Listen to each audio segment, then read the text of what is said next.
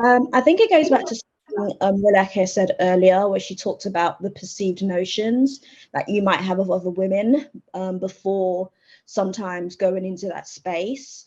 So where you set expectations based on stereotypes and one's unconscious or conscious bias, and you place it on other people before giving them a chance to actually get to know them. I think women are like everybody else human, so they are going to have flawed, and it's not necessarily gender based. They are just human, so they will do things that are crappy. So that isn't based on gender. I also think just as much as you might quote unquote have women that are might be difficult to work with, you are going to have phenomenal women that you work with. And then it's the onus is then on you to build those relationships, to sustain those relationships. So your image of a woman per se is not blinded just by one bad experience. So I think sometimes a lot of pressure is put on women to be the quote unquote, perfect versions of what we perceive in our mind. You expect them to be flawless, you expect them to not make mistakes, almost like a fine china, but that's not what real life is. Everyone has flaws, and they are going to be difficult people. They are going to be women who have their own agendas. You're going to have women who have agendas placed on them. I know from my experience of working in male with predominantly male environment, I started to take on some of those characteristics, that you might get on. But then rather than it being seen as, oh, she's incredible, she's hardworking, you're seen as bossy, and you're seen as all of these other terms. Whereas with your male counterpart is what gets them to that leadership position. It's what is admirable about them. But as a woman, I'm supposed to be very subdued and take a lot of like bashing and not talk back. But I'm also purpose-led, right? So if I see something that isn't right, I will speak up.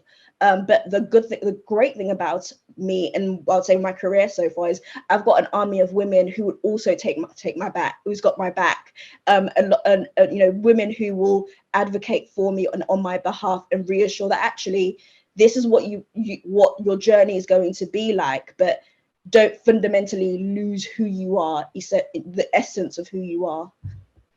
Thank you. Thank you very much, Timmy. Thank you. Benedicta. Yes, thank you, Sosa. Just following on from what Tammy said, in the European context, if I could use Margaret Thatcher as an example, she was Prime Minister of, Britain for a while. And while she was Prime Minister, a lot of people judged her to be very, very harsh and things like that. Here in Nigeria, if you were brave as a woman and you stand your ground, in fact, some people refer to you as Margaret Thatcher. Oh, this is the Margaret Thatcher of this is the Margaret Thatcher of that. So Margaret Thatcher was seen as a symbol of a strong, own situation here in Nigeria. I would say that a lot of women have been so brainwashed that they don't even have confidence in themselves. And then a lot of them also, because of the lack of education, poverty, reliance on the men and things like that, they have come to never see any good thing in fellow women. So, it's Benedicta that is now going to be the council chairman for what? That woman, but we do not have the confidence in ourselves.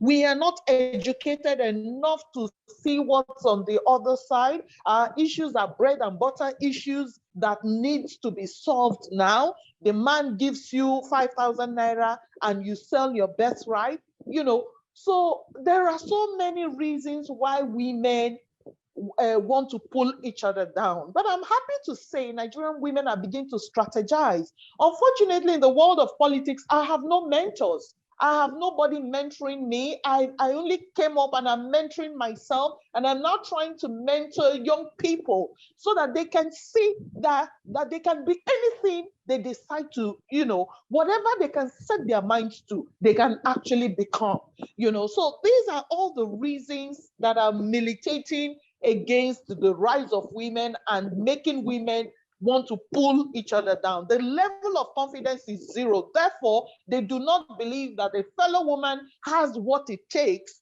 to lead them. Thank you.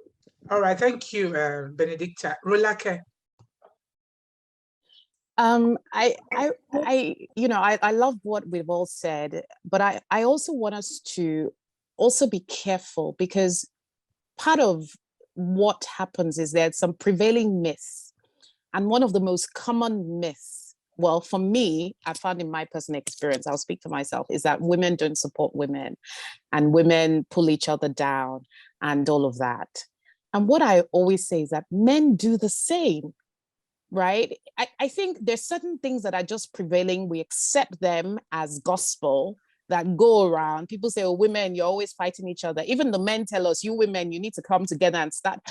But, some of the most important women who have made an impact in my life today are in my sister circle, right? And I think part of what is happening is the refusal to let women have their due. The idea of women not supporting women actually helps the status quo, right?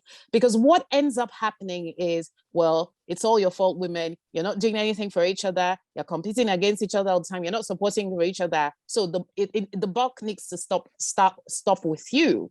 And I think we need to balance that out, right? The fact is, the rules of the game have been rigged against us. Let's just be honest. And part of what will feed that perception is that women don't collaborate. Women work well together, in my experience. I know sometimes there's a perception we're emotional, we're this, we're that. But this is something I hear a lot from men, that you women are not working together. And I think part of what we need to do is break that bias. It is a perception bias. And what we need to be doing is breaking. Now, the question is, how can we foster more positive collaboration amongst our women folk? One of the things I would say is that there is a intersectional element to this, because I think there's a generational gap between women. I think older women and younger women need to come together. We have a lot to learn from each other. I don't know where exactly I would group myself, but in some circles, I'm a younger woman, and in other circles, I'm an older woman. And one of the things I would say is that I benefited so much from reverse mentoring. A lot of the women I mentored are the ones who today manage my social media handles. And the value is flowing both ways, because guess what? They're very technologically savvy. They know how the digital space works really well. And that's something I've been very fortunate to learn from the Generation Z, because technically maybe I'm a millennial, but an older millennial.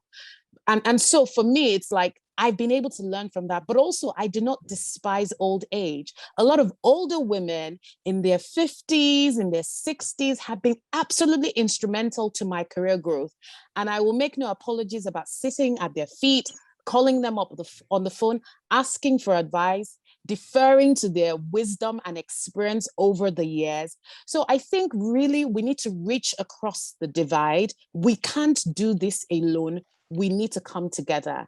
And speaking of collaboration, I think what also happens with women is, and with people in general, let's be honest, is this idea of competition, is that comes from a mindset of scarcity.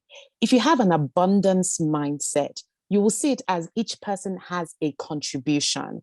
And I think this is part of our challenge, because at the end of the day, the people who are electing our public officials, the majority of their support, grassroots support, it is us women. And the reality is we need to support each other more politically and in public life. We need to be voting for each other. We need to be choosing and looking for competent leaders amongst ourselves to put forward for political office, to put forward for public service. And, I dare say I've been fortunate to see a lot of women in my sphere of influence who are supporting and promoting and championing each other. All right. Thank you, Rolake. Tammy said, real life happens. And that as women, you have to be purpose-driven.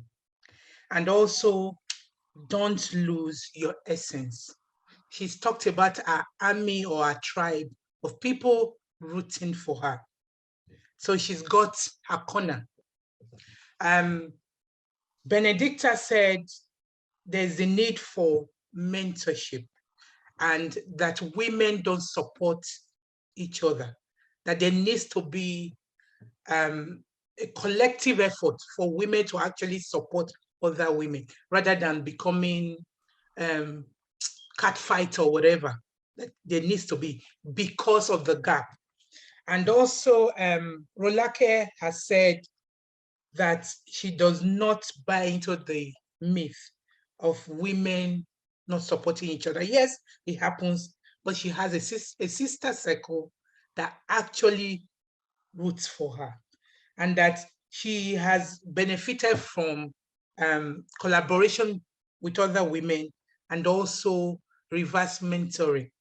So her as a leader, she's not just relied on those ahead of her, but those also beneath her as well. She's gained a lot from them. But that, yes, she does understand that there needs to be more being done in this regard.